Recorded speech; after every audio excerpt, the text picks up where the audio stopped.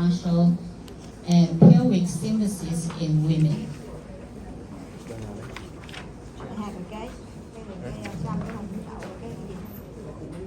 I will share with you from the following two parts.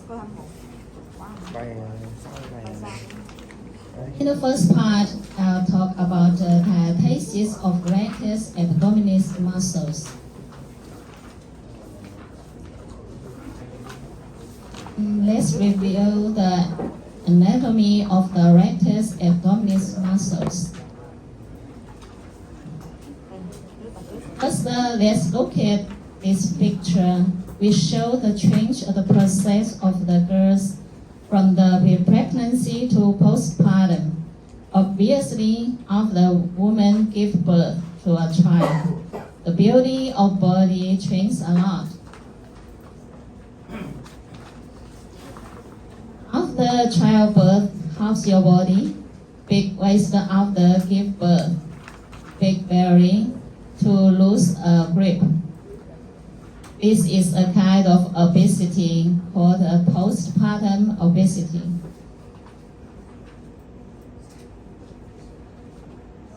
From the anatomical diagram, we can see that the rectus abdominis muscles extend longitudinally along the front of the abdomen and is connected to the contralaterally rectus abdominis muscles by the white line.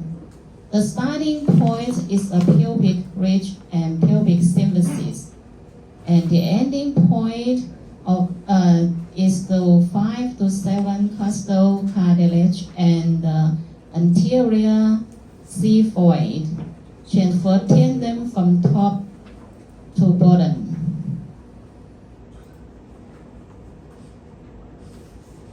Through these anatomical drawings, we can more clearly see the position of the rectus abdominis muscles and its starting and ending points, as well as the rectus abdominis strip formed from the transverse abdominis, the internal obliques, and the external obliques abdominis.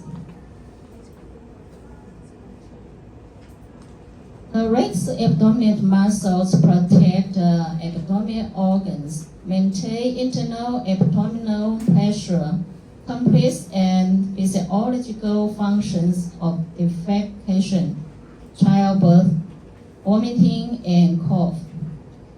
It can also lower the ribs to assist the exhalation, and it allows the spine to have forward flexion, lateral flexion, and rotation. So what is the diathesis of the rectus abdominis muscles?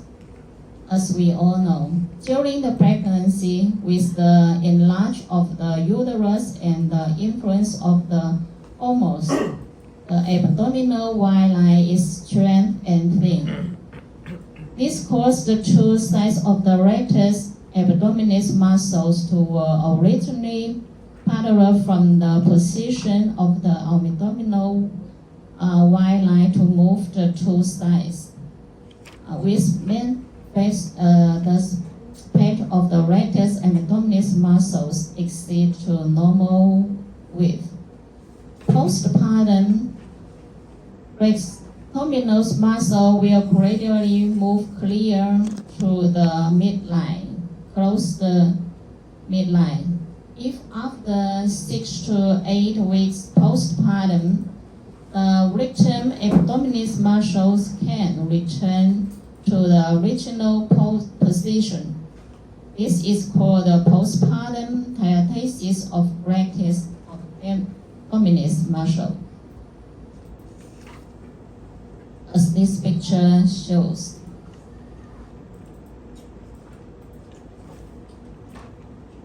Next, let's take a look at main causes of the diathesis of the rectus abdominis muscles.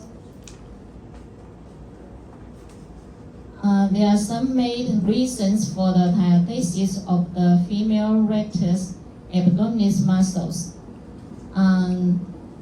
congenital abdominal wall dysplasia, OH, fertility, mucosomia, twins or multiple pregnancy. Excess weight gain during the pregnancy and lack of prenatal exercise. Large abdominal tumor or various causes the abdominal pressure significantly increase.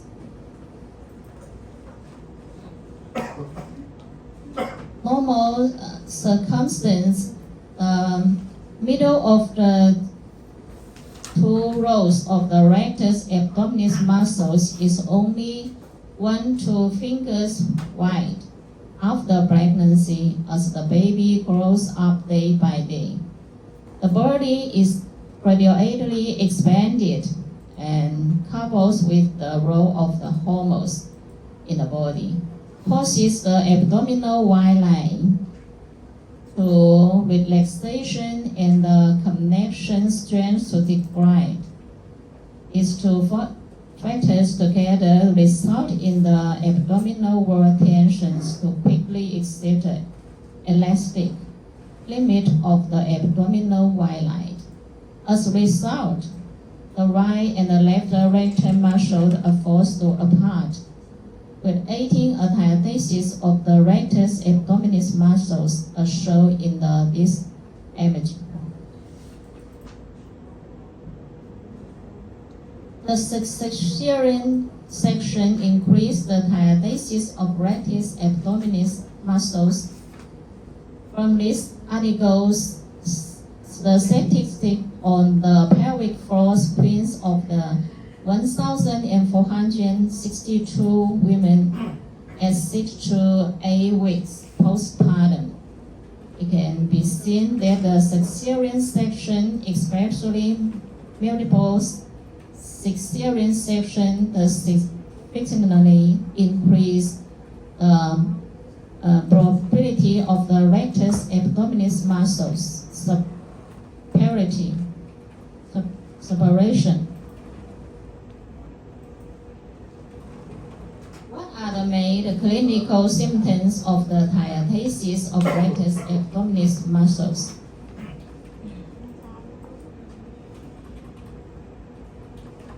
The main clinical symptoms are abdominal relaxation, that is the big belly, and serious cases it can cause the hernias.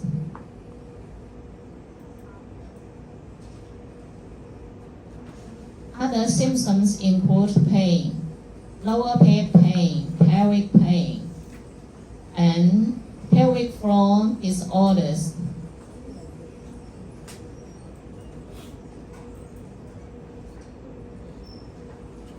What are the current methods of examination and diagnosis?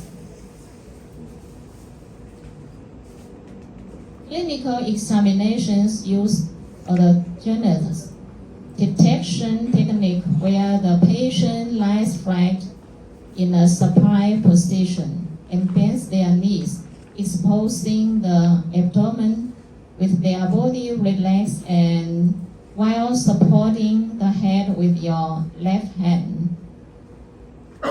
You insert the right index and middle fingers vertically into the abdomen and lift the upper body. Doing this, you should feel both rectus abdominis muscles squeezing your fingers towards the centers.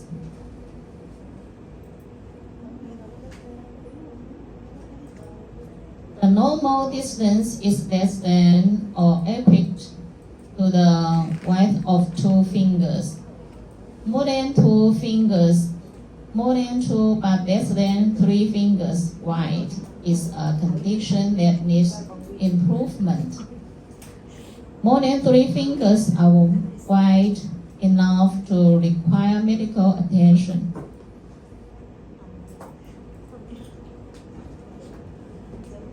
Imaging examination methods mainly include CT, MRI, and ultrasound.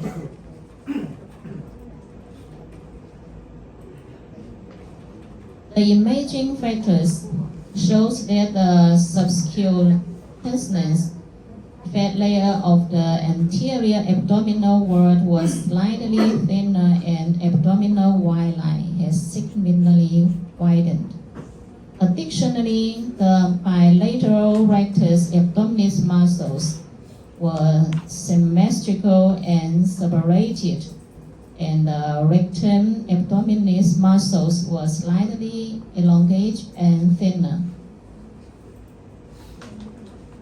From these two CD images, we can see that the left image is the normal, and the right image is the diathesis of rectus abdominis muscles, and the wide line of the abdominal is thin and swollen. This is an ultrasound image of both rectus abdominis muscles.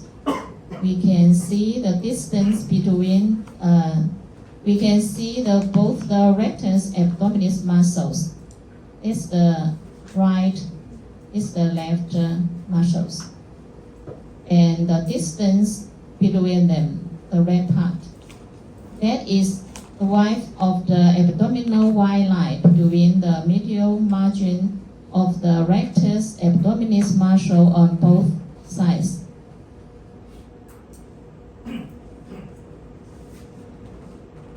This image shows the normal and diathesis of the rectus abdominis muscles under ultrasound. The distance of the rectus abdominis muscles on both sides can be seen to widen and the elbow abdominis to the lengthened. The wide line of the abdominis, the yellow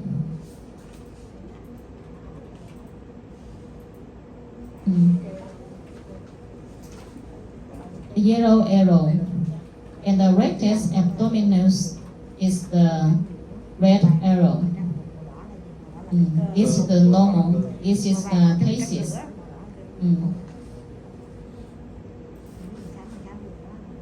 Relaxation of the aponeurosis of the elbow line may result in hernia of the elbow line, which usually occurred between the umbilical and the xiphoid process.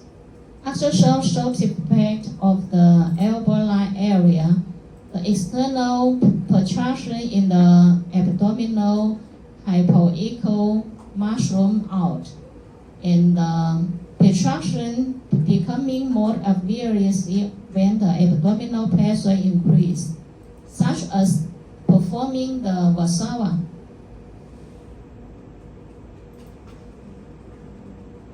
There are several points to note about how the evaluation to the diathesis of rectus abdominis muscles on ultrasound. The patient lies on his back and with legs bent and his head laterally and his sides. High frequency probe is used to scan along the abdominis wide line and the distance between the rectus muscles measured.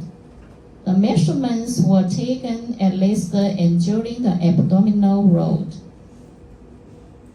Multi-point measurements are taken above umbilical and subumbilical. When the spacing is too wide, the image can suffice to measure. Note when the measuring, the force applied to the probe should be appropriate to avoid flex contraction of the rectus abdominis muscles and affect the measurement result.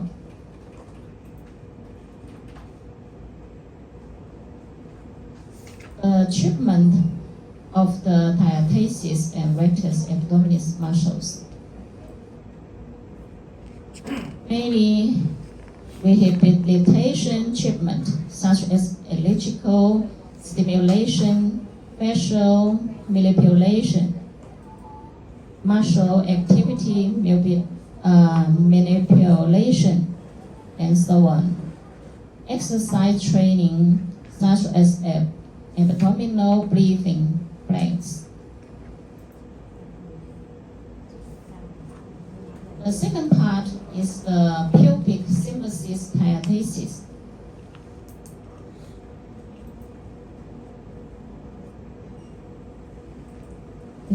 First, let's review the anatomy of the pubic symphysis. There's a pain during the pregnancy or after childbirth called pubic symphysis diathesis. The pubic symphysis is connected by the fibrocartilage on both sides of the symphysis pubis. It's composed of in the pubic disc, the superior pubic ligament, and anterior pubic ligament. The subpubic ligament and is divided into the internal and external two sides and the upper and lower pores.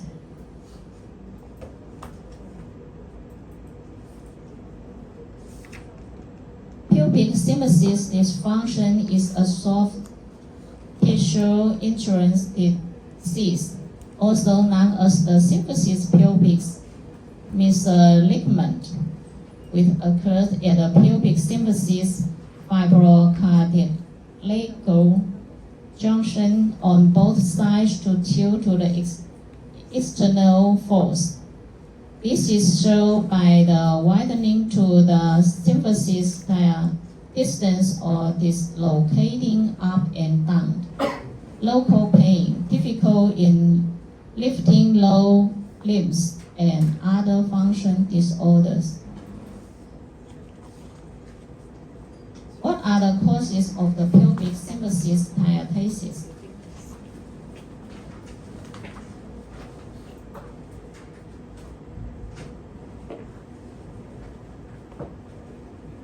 First, the physiologic weakness of the pubic joint. Second, the increase of the progesterone level and relaxation during pregnancy, causing joint relaxation. The third is traumatic concepts such as the second stage of the labor, repeatedly falling fetal head patient imbalance, multiple birth babies, and fetal dislocation, and traumatic causes such as car accidents.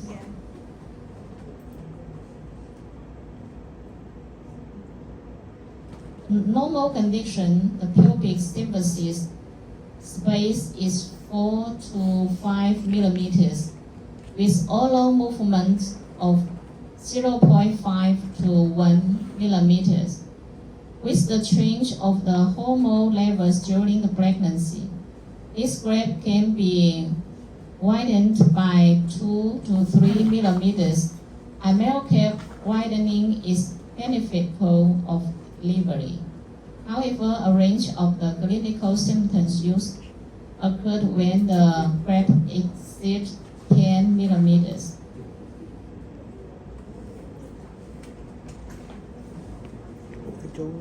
Statistics show that the prenatal period, about 31.7% of the pregnant women have experienced pain or discomfort at the symphysis pubis, of which the incidence is about 12% in the early pregnancy, about 34% in the middle pregnancy, and as high as 52% in late pregnancy.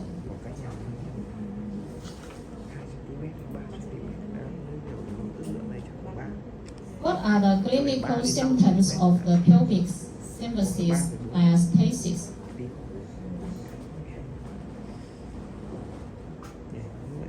The clinical symptoms was pain in the pubic symphysis. This can be aggravated when carrying weight or traveling. When walking, centers of the gravity move slowly, which affect the walking speed. Some patients will have pain in the lower back and groin area.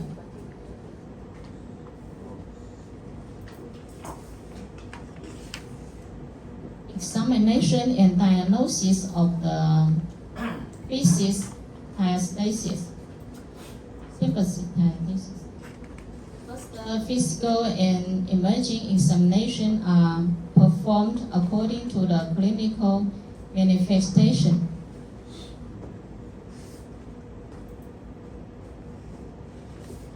The physical examination mainly include positive pelvic compression and separation test.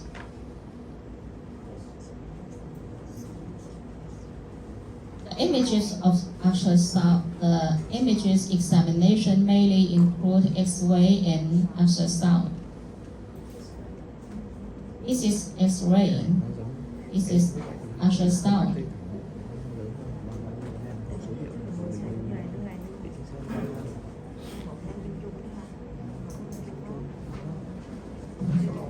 The imaging factors, the standards of for imaging diagnosis is that the pubic symphysis width is greater than or equal to 10 millimeters.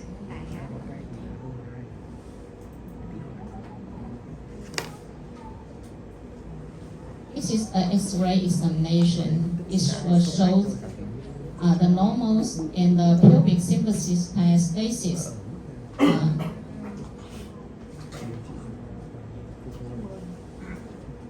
It shows the separation and the pubic symphysis.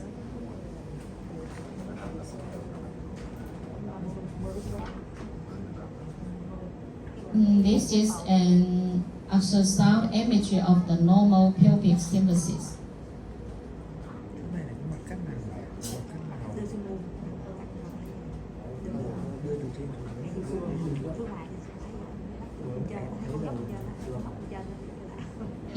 Ultrasound is performed by combining two methods of the examination, one with the trans-abdominal probe, another is transvaginal probe. From the transorbital probe.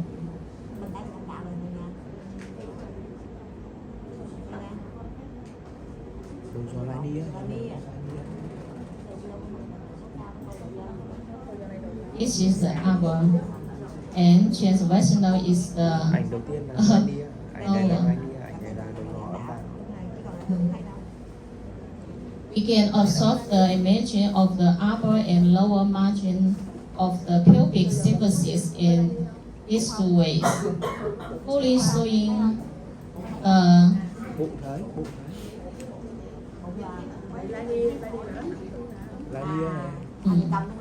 fully showing the separation of the pubic symphysis and accurately measuring its width. This is the normal, the pubic symphysis. Nó vẫn chỉnh được cái trang phó ấy, nó hình rộng ra mà hình rẻ quạt được mà. This is imaging obtained by the three-dimensional ultrasound in the normal and the pubic symphysis diastasis. It can also be visually seen.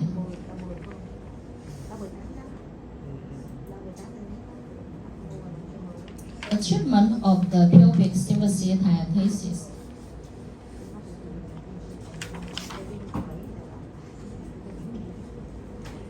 First, the manual rehabilitation exercise.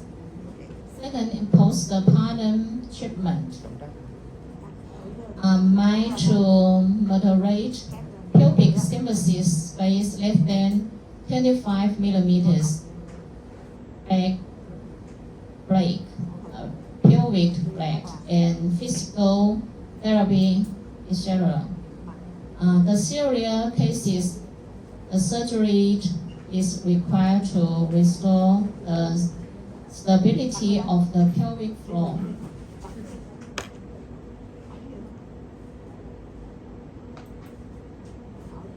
This is the end of my sharing. Thank you for listening.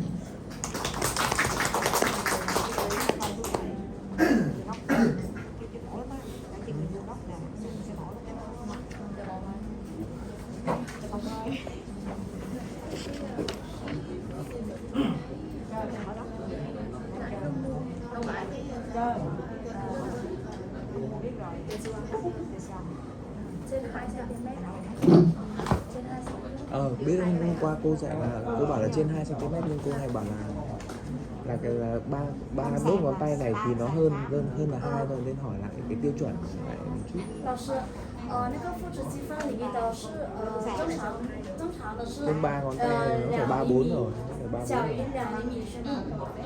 但是刚才老师教是3个手指，因为有的人手指很大，有的人手指很小。所以这个是根据他的手指。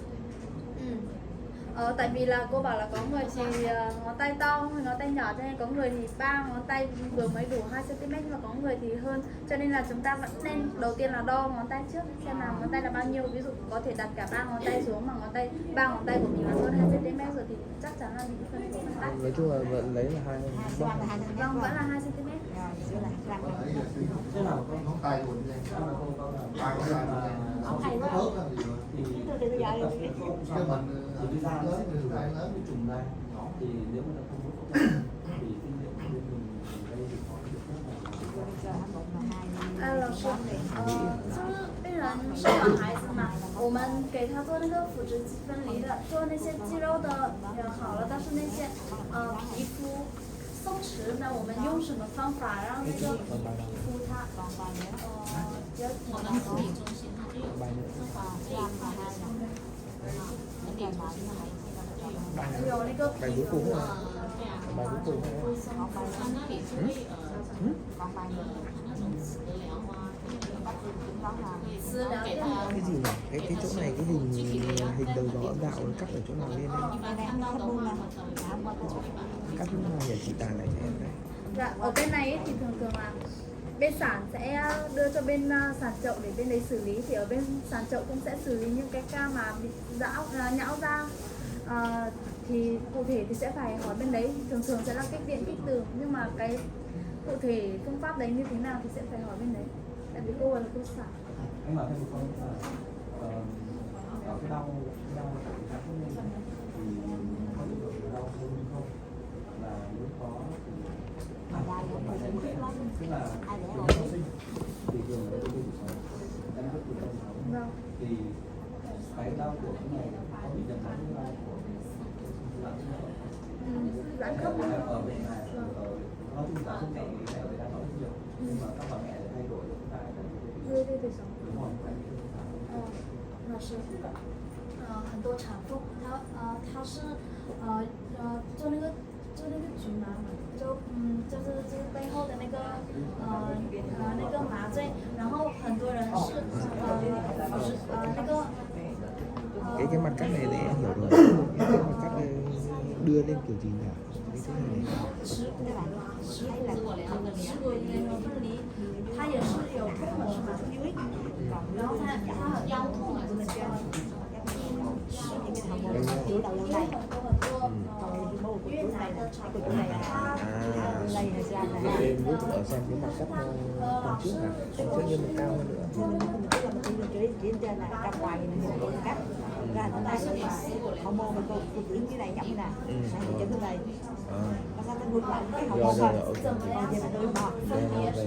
Rồi, hiểu muốn đi thế. Còn cái mặt ở trên gái như thế này không biết đâu, có biểu hiện không?